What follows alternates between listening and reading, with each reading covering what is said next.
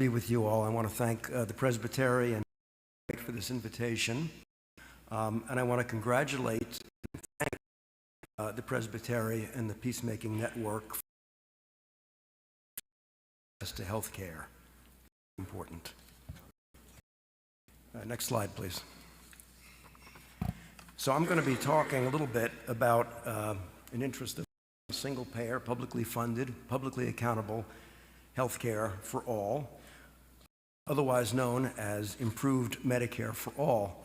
And I'm hoping, next slide, I'm hoping that we can agree on, I hope we agree that population health, investment is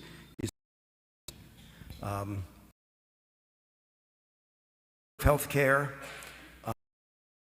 solving health care to an efficient system in terms of cost and operations. And I put the question, should health care in the U.S. be a consumer product or a public good?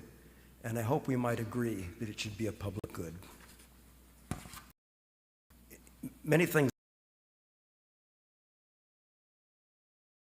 in which our system falls short. Next.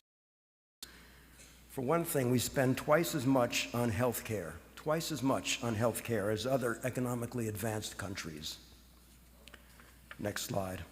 And yet, despite spending so much, our healthcare system performance is at the bottom among 10 other economically.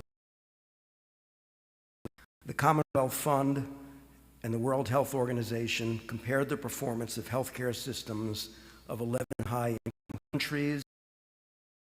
Domain: care, processes of care, efficiency of care, equity, and healthcare outcomes. In the United States,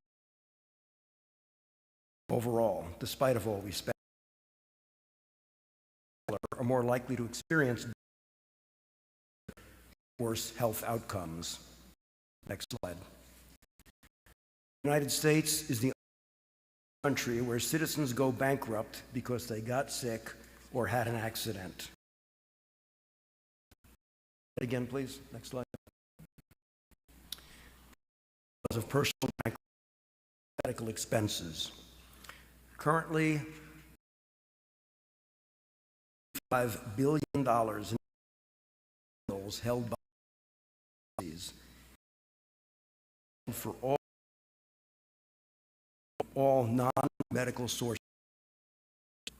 And I want to give a shout out in Durham because First Pres, which my wife and I attend, supports the nonprofit charity RIP Medical, and there may be others churches that support RIP Medical Debt. It's a good initiative. I encourage you to learn more about it. Next slide, please.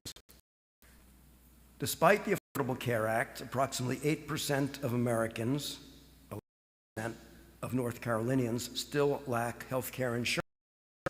Now, fortunately, we finally